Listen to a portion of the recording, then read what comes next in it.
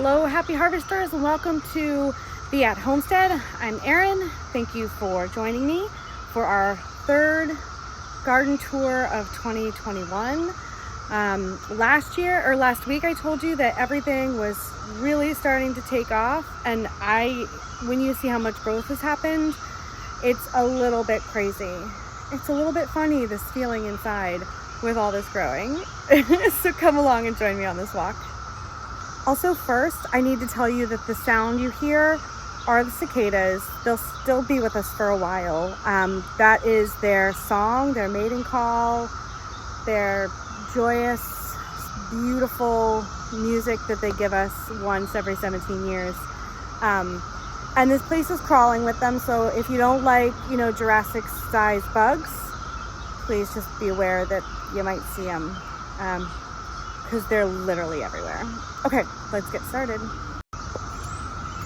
So I really wanted to start up here, right next to my herb garden, which is right here.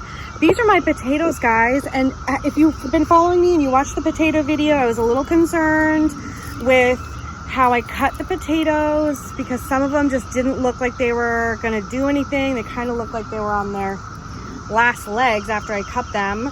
But every single one of these buckets has potatoes, and I'm super, super excited. They're coming up, they're growing. This one I have to mound in a minute because that's really high. And then of course, every single bucket in this row it's very exciting, especially because all my onions have kind of gone kaput. These are still holding on, but they're not really growing. They're not gaining any additional pieces to the onion. This is when you see these when the onion has grown an additional layer. And as I understand, 13 stalks is the ideal onion. I have only gotten, I think, to 11 before, but so I'm super sad. I did order some more, and I ordered some more because I still have time because we have a really long growing season. And I figured, I'm only gonna try to plant out maybe half of these buckets and see what happens. And the other onions I'm gonna try to plant honestly in my backyard. I'm gonna make a row and we'll see what happens. The backyard doesn't get as much sun, so I'm a little concerned that they won't grow, but I don't know. I don't really understand what happens. This is the first time this year I started from seed starts, where it actually is the start of the onion and not the set bulb that you get from the stores. So I actually ended up buying the sets again for my second round to see if that just works better for me in containers. Let me know what works best for you with your onions in containers, if you grow them in containers, if you use these kinds of bags. This is my third year growing, and this is the first time where they all died. Sometimes I lose one or two, but not all of them. So I'm a little disappointed, but we'll try again.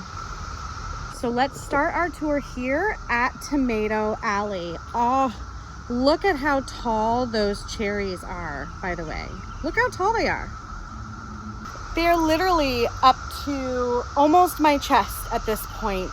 Last week they were down here, so they're starting to grow quite a bit of growth in a week. I'm really excited about this. I went through and I gave all the ladies a little trim. I do trim my cherry tomatoes. I don't necessarily prune all of the little suckers that happen in the elbows, but I do really try to keep a lot of good airflow on the bottom. So I prune up a lot of the branches from underneath to help keep the airflow going, because these are gonna just take over and be really, really thick. And so I don't want them to get disease. So I do try as long as I can. I don't want them to get disease. I feel like they all do and die at the end of the season. But right now they don't have it. And that makes me happy. Do you know what else makes me happy? That little one, that little ladybug. Thanks, little ladybug, doing your work.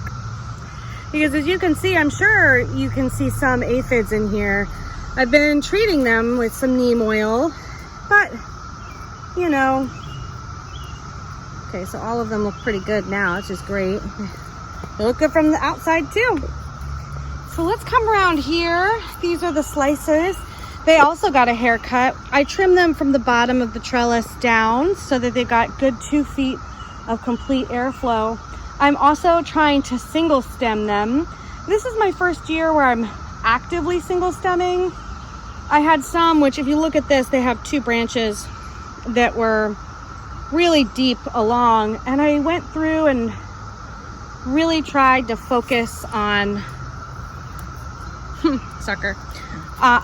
single stemming this year. And so I've been taking a lot of time focusing on which stem had blossoms first, because I didn't notice at the beginning that they had forked. And so I think they all look really, really healthy. They're clearly growing really well. They all look excellent on this side. There's one on the other side that's always my problem child, which I'll show you. But my basils look lovely also. They are really starting to grow. I keep trimming them. I gotta come and trim these, I think, maybe at the end of next week, maybe before the next garden tour, I don't know. But so far it is looking good on this side. These cherries are looking wonderful too. I mean, this is my blue cream cherry. I had to adjust the fastener on the trellis a couple times this week. And then my Brad's Atomic Grape, both of them are doing wonderfully.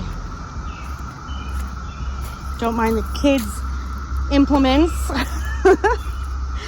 So my Lucky Tiger is coming along. The leaves still look like this. So if any of you have ever grown Lucky Tiger, can you let me know if your Lucky Tiger, all the leaves look like this? Like all of them. This is my Chadwick Cherry that's coming from the front, but like, is this just the way the variety is? Because it didn't look like this when it was younger, before I transplanted it. And once I transplanted it, they all look like this. It's still getting new growth.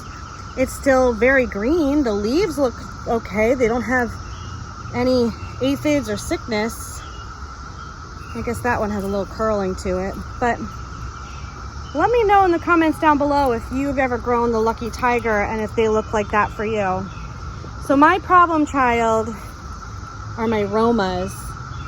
So my Romas are the only ones that like I said last week, that I don't prune heavily because they're my determinant tomatoes. And I just want to get as much fruit off of them as possible. But as you can see, the ones next to it, I do heavily prune.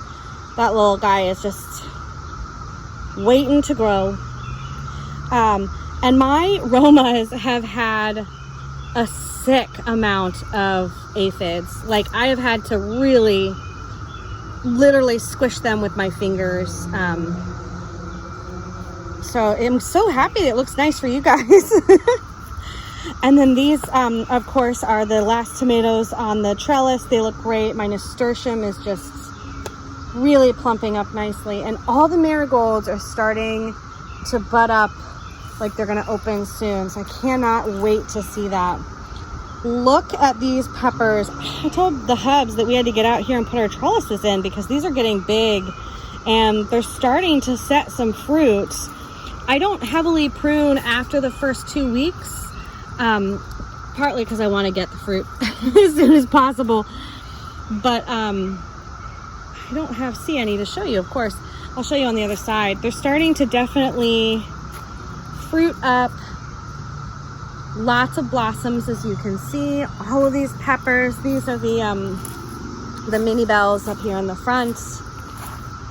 They look so good, and my yard beans are starting to take off. I think that this is going to be the attachment point that's finally growing, which is exciting.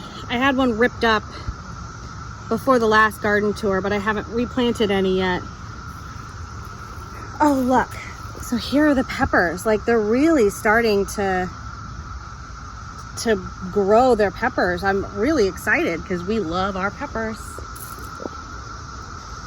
And if you have any pepper varieties that you're growing that you'd like to share with me, I would love to know them. We're constantly looking for new types of peppers to grow.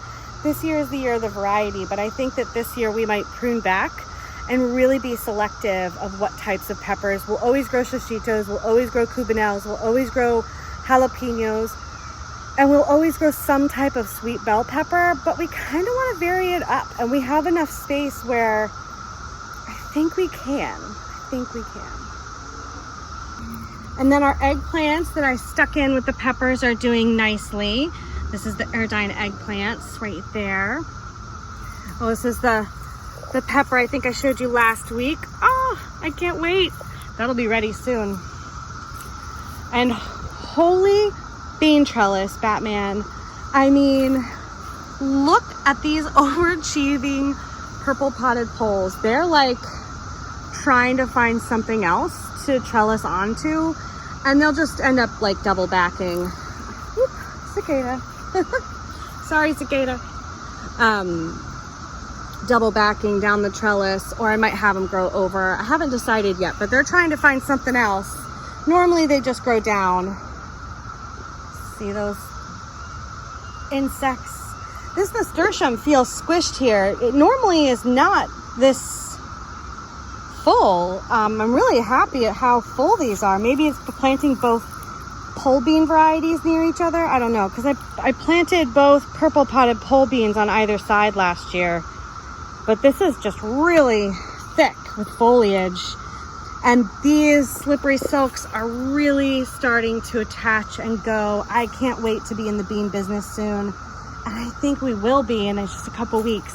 This is gonna be full. We're gonna have blossoms the beginning of June, I think. And by the end of June, we'll have our first bean harvest. And the dragon tongues already have blossoms on them. Oh, hi, Happy Marigold. Shishito needs a little bit more light. You guys are crowding them. There we go. Some beans on that one is great. Yeah, these like monster leaves. Like, what is that? It's like the biggest leaf I've ever seen on a dragon tongue bean plant. Oh, I love the Shishito peppers. And we definitely have some starting down here, which we cannot wait. We love this pepper. Shishitos are so delicious. Just blistered in a pan, salt and pepper. Some people make like a sauce. I don't. I just stick them in a pan and literally eat them with my fingers. They're so good. My kids like them too. Every one and so many have a little bit of heat to them. So you do want to just make sure that you're, you understand that you could get a hot one. So if you're sensitive to spicy things, you may not want to try too many. But my mom is very, very sensitive to spicy things, and she was able to eat the Shishitos. She didn't have any issues finding a spicy one or not, and she really likes them too. So if you don't grow Shishitos, now is the time. All right, so let's move along. Oh, these beans. I mean, the biggest leaves I've seen. So let's move along to the other side. Little marigold. This pea trellis is majestic. Just majestic. I think there's only maybe, 4 feet left at the top for them to meet. And they are laden with peas. Can we just, the beauty of these? I'm gonna have to come pick them so that they give me more, because I've got like handful, and I've learned that the more you pick peas, the more they give you when they're blooming like this. I'm gonna have to come out and get one.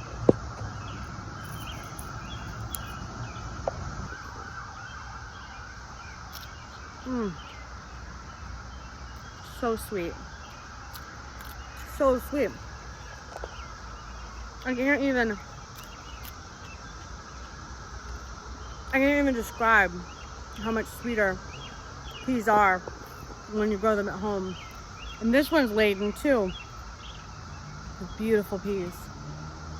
Not quite laden. There's a couple. There's a couple. Now my beets on this side with my purple peas are not looking too hot. I think they have mining ants. I think they're called mining ants. But I can't trim the leaves off because then it won't photosynthesize. But these beets, the Detroit Reds, are, well, except for that one, are doing well. Looking healthy. So I'm not really sure. And the Kohlrabi plant that I'm super excited to be growing this year. Look at that alien vegetation. I mean, could that be any cooler looking? I don't think we have any purple ones just yet heading up like that. But whoa, such a cool plant to be growing. I can't wait to get these like harvested, eat them up. And I'm obsessed with my cabbage this year. I'm completely obsessed with how, whoops, beautiful they are. Heading up so nicely, getting tight in there. I mean, these are the early Jersey Wakefield cabbages, and I am in love. I have to check the date as to when to harvest these, but man, just appreciate that gorgeous. It's like a Fibonacci sequence to me. It's just math and nature right there. Math and music with the cicadas and the cabbage. So these are my little oh, hi little buggy bug. Where are you? Oh, ladybugs. Making more ladybugs. Let's move on. This is a family show. And then the beets, and then the lettuce, my green stalk. It's been pretty hot here, and things are starting to get hot. This one I think is starting to bolt and flower. So I have to start pulling some of the plants out, like all the lettuces that I've harvested. You can see I've harvested quite a bit, just so that I can see what I can plant next. Who else is starting to think of fall planting? I feel like now is the time we have to think of what to plant next, because in a few short weeks, all of our spring crops won't really be producing anything for us anymore, and they'll have to go. And then we'll have room in the garden for something else. And what is that for you? I don't know. Maybe I'll just leave them there until I can plant some more things for the fall, for like more peas just in a different place. Maybe just more beans, a second succession of beans. I'm not sure. What are you guys doing? These fancy gourds have caught the trellis, and look at all the beautiful fruit behind there. And my gherkins are slowly coming up. And this cucumber is almost there. This one we attached, so that one's good to go. My broccoli, I hope to see head soon. And the cauliflower is looking lovely. I love how monstrous these leaves are for the broccoli. So beautiful. We've got garlic that I have to be harvesting soon. I pulled some up. I cut the scapes off the tops. I pulled some up, but these have kind of all fallen over. So I think I might be harvesting them sooner rather than later, just because they're smaller. They're not turning brown at the tips, but I don't know. I feel like they're not really sending any more energy into the bulb. They all look kind of small still. So I think I might just harvest them and have smaller garlic for this year. Great place for lettuce. I think I might plant a whole bunch of lettuce back here next year. This has been so good. And these other cucumbers are doing well. My second succession planting of carrots are looking lovely.